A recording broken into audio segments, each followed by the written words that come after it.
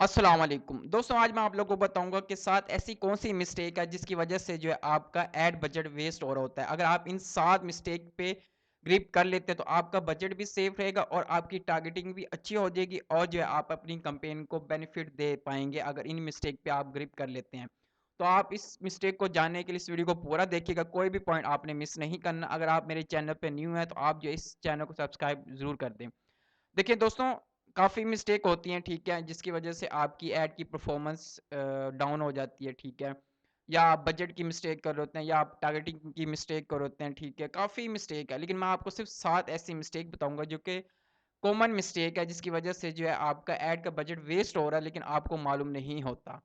तो इसमें सबसे पहले हम देख लेते हैं कि हमारी पहली जो मिस्टेक होती है क्या होती है। वो होती है कि हम जो अपने ऐड क्रिएटिव होते हैं ना, उससे हम बार बार वही सेम ऐड क्रिएटिव यूज़ करते हैं। मीन कि हमने एक कंपेन चलाई, हमारी बहुत अच्छी कंपेन गई है उस क्रिएटिव में, दोबारा हमने वही यूज़ कर ली उसी ऑडियंस के लिए, दोबारा हमने फिर वही यूज़ कर ली उसी ऑडियंस के लिए, या हम ऐसे करते हैं कि हम दो से तीन ऐड बना लेते हैं एक ऐड सेट में, ठीक है, सेम ऑडियंस को हम वही ऐड दिखाते रहते हैं, सेम हर ऐड में 3 दफ़ा ऐड दिखाते रहते हैं, जिसकी वजह से आपकी फ्रीक्वेंसी हाई हो जाती है और आपका जो ऐड है वो ऐड फटीग में चला जाता है। मीन कि जब आप एक ही ऐड सेम ऑडियंस को बार-बार दिखाते हैं, तो आपका ऐड जो ऐड फटीग में चला जाता है। तो आपको जो है अपने क्रिएटिव को चेंज करते रहना चाहिए, ठीक है? तो ये पहली मिस्टेक है, इस पे आपको ग्रिप करना चाहिए कि आप सेम क्रिएटिव बार-बार यूज़ ना करें। उसके बाद होता है कि आपने अपनी ऑप्टिमाइजेशन जो है रॉन्ग ऑब्जेक्टिव उसको आप सेलेक्ट कर लेते हैं। आपने लेके जाने होते हैं ट्रैफिक वेबसाइट पे, आप कर लेते हैं कन्वर्जन, ठीक है, या आप कर लेते हैं एंगेजमेंट, या आप कर लेते हैं वीडियोस व्यूज। तो इस तरह से आपने ये जरूर देखना है कि आप जिस चीज़ के लिए, जिस मकसद के लिए, जिस गोल के लिए आप कर रहे हैं, तो आपकी ऑब्जेक्टिव वो वही सेलेक्ट करनी चाहिए जो आप यहाँ सेलेक्ट कर रहे हैं। किस आप फनल के किस लेवल पे हैं, आप अवेयरनेस करवा रहे हैं, आप कंसिडरेशन करवा रहे हैं, कन्वर्जन लेना चाह रहे हैं, तो अब किस लेवल पे हैं, ठीक है, उसके अकॉर्डिंग आपने जो है आपकी स्ट्रेटेजी क्या है, उसके अकॉर्डिंग आपने जो अपनी ऑब्जेक्टिव सेलेक्ट करनी होती है। अगर आप यहाँ रॉन्ग सेलेक्ट कर लेते हैं या आपकी, तो आपका बजट वेस्ट जाएगा और आपको कुछ भी गेन नहीं होगा उस कैंपेन से जो आप चलाएंगे, तो इससे आपका बजट वेस्ट होगा। तीसरा ये है कि आप जो है अपने बजट को कंट्रोल नहीं करते, ठीक है, failing to understand budget control, मतलब आपके पास बजट कंट्रोल नहीं कर सकते, आप लाइफ टाइम बजट कर देते हैं। अगर आपने डेली करना है, डेली करते हैं तो आप लाइफ टाइम बजट कर देते हैं। इन दोनों में आपको डिफरेंस पता होना चाहिए। लेकिन डेली बजट जो होता है ना, वो आपके हाथ में होता है कि आप डेली बेसिस पे कितना इन्वेस्ट करना चाहते हैं अपनी कंपेन के लिए। लेकिन लाइफ टाइम बजट में फेसबुक को आप ऑथराइज कर देते हैं कि वो आपकी बजट को कंट्रोल कर ले, ठीक है, उसके जस्ट आप एंड डेट स्टार्ट डेट बता देते हो। अदरवाइज आप एंड डेट भी ना बताएं तो फेसबुक खुद ही आपका लाइफ टाइम बजट में वो आपका बजट कंज्यूम कर लेगा और आपको बेस्ट से बेस्ट आपको रिस्पॉन्स देने की कोशिश करेगा।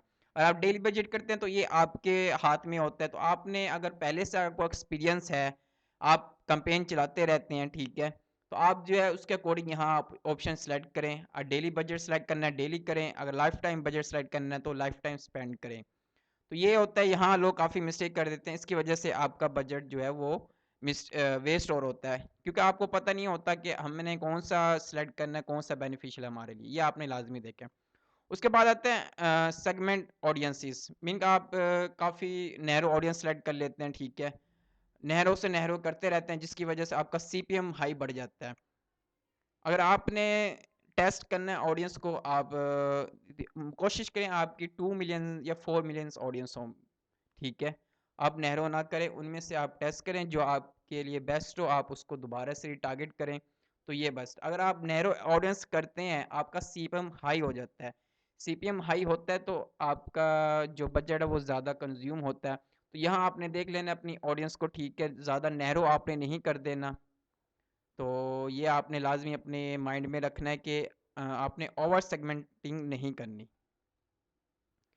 उसके बाद आता है चेकिंग ऑडियंस ओवरलैप। अब ऐसा भी होता है कि आपकी ऑडियंस, आप बार बार सेम ऑडियंस को टारगेट कर रहे होते हैं जिसकी वजह से ऑडियंस ओवरलैप हो जाता है, ठीक है, ये आपने लाजमी, इसका टूल है एक अपना ही फेसबुक का टूल है, इस पर मैंने वीडियो बनाई हुई है, आप जो है मेरे चैनल पे जाके देख सकते हैं कि ओवरलैप, ऑडियंस ओवरलैप क्या होता है, ठीक है। इसमें जो ऑडियंस जब आप टारगेट करते हैं सेम ऐड, आप टारगेट करते हैं सेम ऑडियंस को, तो वो ऑडियंस ओवरलैप हो जाता है। तो इस वजह से आपने इससे बचना है। जब आप ऑडियंस डेवलप हो जाता है तो उससे जो है आपका बजट वेस्ट और होता है, आपको मालूम ही नहीं होता। क्योंकि सेम ऑडियंस आप बार-बार ऐड दिखा रहे होते हैं। जिसने आपका एक बार ऐड देख लिया वो दोबारा इंटरेस्ट जिसने शो कर दिया एक दफ़ा इंटरेस्ट, दोबारा इंटरेस्ट शो नहीं करेगा वो। उसके बाद आता है controlling placement rather than customisation कि आप जो है अपनी प्लेसमेंट को कस्टमाइज़ करें।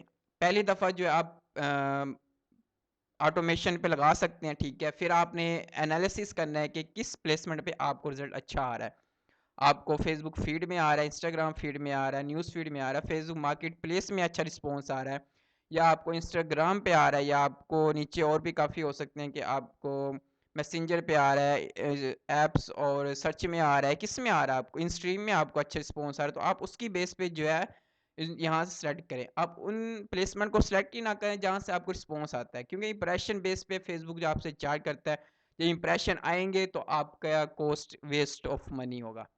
आप सिर्फ उसी प्लेसमेंट को टारगेट करें जहाँ से आपको रिस्पॉन्स आता है। ये तब होगा जब आप कैंपेन चलाएँगे ऑटोमेशन पे सारे प्लेसमेंट सेलेक्ट करके। जब आप एनालिसिस करेंगे अपना रिज़ल्ट, ठीक है, 2-3 कैंपेन्स का, तब आपको मालूम होगा यार मुझे इस प्लेसमेंट से रिज़ल्ट आता है, इससे नहीं आता। तो ये आपने देख लेना है, ठीक है, किस प्लेसमेंट से आपको रिज़ल्ट आता है। उसके बाद जो फाइनल है 7, ये बहुत बहुत अहम है, ठीक है। लोग काफ़ी मिस्टेक करते हैं। वो ये है कि आपने जो नर्चरिंग करनी होती है ना, टॉप ऑफ द फनल जो लोग होते हैं ना, आप उन्हीं से रिजल्ट डिसाइड कर रहे होते हैं। मीन कि आप अगर लीड चाह रहे हैं तो आप टॉप ऑफ द फनल लोगों को ही अपने लीड में कन्वर्ट करना चाह रहे होते हैं। हालांकि एक पूरा एक फनल होता है, पहले अवेयरनेस आता है, ठीक है, उसके बाद कंसिडरेशन आता है, उसके बाद एक्शन आता है। तो आपने ये लाज़मी देखना है कि आप फ़नल के थ्रू अपनी ऑडियंस को नर्चर नहीं करते, ठीक है? आप ऐसे ही डायरेक्ट उनके पास रीच आउट करते हैं ऐड चला के कि कोल्ड ऑडियंस को आप जो है अपना कस्टमर बनाना चाहते हैं। हमेशा हॉट ऑडियंस को कस्टमर में कन्वर्ट किया जाता है, ना कि कोल्ड ऑडियंस को। तो फ़नल का यही काम होता है कि आपने कोल्ड ऑडियंस को टारगेट करना है, उसके बाद उनको वार्म करना है, उनके बाद उसको हॉट में कन्वर्ट करना है। और आपको नहीं पता, इस पे भी मैंने वीडियो बनाई हुई है, आप वो देख सकते हैं मेरे चैनल पे जाके, ठीक है, आपको मिल जाएगा। तो आपने देख लेना कि आपने जो ऑडियंस को टारगेट करना है वो फनल के थ्रू करना है, ठीक है। ये बेस्ट ऑप्शन है और बेस्ट वे है टारगेटिंग का, ठीक है। इससे जो आपका काफ़ी बजट बच सकता है।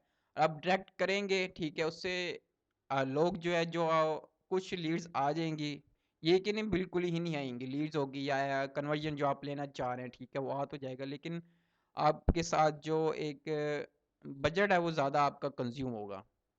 इससे जो आप अगर अपनी कोल्ड ऑडियंस को फिर वार्म में करें, वार्म को जब आप कन्वर्ट करना चाहते हैं तो तब वो ईज़िली भी हो जाएगा, उससे आपका बजट भी काफ़ी लेस लगेगा और वो आपके अच्छे कस्टमर लॉयल कस्टमर ही बन सकते हैं बाद में, जिससे आपको लाइफ टाइम वैल्यू प्रोवाइड कर सकते हैं वो।